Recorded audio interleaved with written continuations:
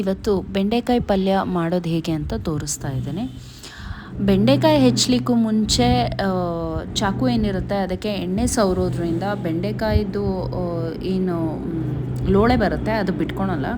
So ಹಾಗಾಗಿ ಬೆಂಡೆಕಾಯಿ ಹೆಚ್ಕೊಂಬಿಟ್ಟು ಅದನ್ನು ಬಾಣಲಿಗೆ ಹಾಕ್ಕೊಂಡು ಒಂಚೂರು ಉಪ್ಪು ಹಾಕ್ಕೊಂಡು ಹುರಿದ್ರೆ ಅದಕ್ಕೂ ಅಷ್ಟೇ ಲೋಳೆ ಹಾಗೆ ಬಿಟ್ಕೊಳಲ್ಲ. ಸೊ ಅದನ್ನು ಹಾಗೆ ಹುರ್ಕೋಬೇಕಾಗತ್ತೆ. ಅದಾದಮೇಲೆ ಒಂಚೂರು ಹುರಿದಾದ್ಮೇಲೆ ಒಂದು 2-3 ನಿಮಿಷ ಹುರಿದಾದ್ಮೇಲೆ ಎಣ್ಣೆ ಹಾಕೋಬೇಕು. ಈ ಥರ ಬರುತ್ತೆ. ಒಂದು ಕಡೆ ಅದನ್ನು ಟ್ರಾನ್ಸ್ಫರ್ ಮಾಡಿಕೊಂಡು ಅದೇ ಬಾಣಲಿಗೆ ಒಂಚೂರು ಎಣ್ಣೆ ಹಾಕ್ಕೊಂಡು ಅದಕ್ಕೆ ಸಾಸಿವೆ ಹಾಕೋಬೇಕು. ಸಾಸಿವೆ ಒಂಚೂರು ಚಟಾಪಟ ಅಂತ ಅಂದಮೇಲೆ ಸಣ್ಣಗೆ ನೀರುಳ್ಳಿ ಹೆಚ್ಕೊಂಡಿರಬೇಕು. ಸಣ್ಣಗೆ ಹೆಚ್ಕೊಂಡ್ರೆ ಚೆನ್ನಾಗಿರುತ್ತೆ ಈ ಗ್ರೇವಿಗೆ. ಹಾಗಾಗಿ ಸಣ್ಣಕ್ಕೆ ನೀರುಳ್ಳಿ ಹೆಚ್ಕೊಂಡು ಹಾಕ್ಕೊಂಡು ಟೊಮೆಟೊ ಏನಿದೆ ನಾನು ತುರ್ತಿದ್ದೀನಿ, 1 ಟೊಮೆಟೊ ತುರ್ತಿದ್ದೀನಿ.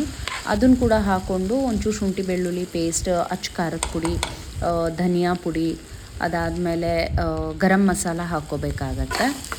ಹಾಕ್ಕೊಂಡು ಬಾಡಿಸ್ಕೊಳ್ಳಿ. ಅದಾದಮೇಲೆ ನೀರು ನಿಮ್ಮ ಕನ್ಸಿಸ್ಟೆನ್ಸಿ ಗಟ್ಟಿ ಬೇಕಂತ ಅಂದರೆ ಚೂರು ನೀರು ಹಾಕ್ಕೊಳ್ಳಿ, ಇಲ್ಲ ತೆಳ್ಳಗೆ ಬೇಕಂತ ಅಂದರೆ ಜಾಸ್ತಿ ನೀರು ಹಾಕ್ಕೋಬೇಕು. ಒಂಚೂರು ಅರಿಶಿನ ಹಾಕ್ಕೊಂಡ್ಬಿಟ್ಟು ಈ ಕನ್ಸಿಸ್ಟೆನ್ಸಿ ಎಣ್ಣೆ ಎಲ್ಲ ಬಿಟ್ಕೋಬೇಕು.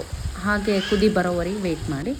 ಅದಾದಮೇಲೆ ಉಪ್ಪು ಹಾಕ್ಕೊಳ್ಳಿ. ಒಂಚೂರು ಮೊಸರು, ಒಂದು 2 ಸ್ಪೂನ್ ಆಗೋಷ್ಟು ಮೊಸರು ಹಾಕ್ಕೊಂಡಿದ್ದೀನಿ ನಾನು.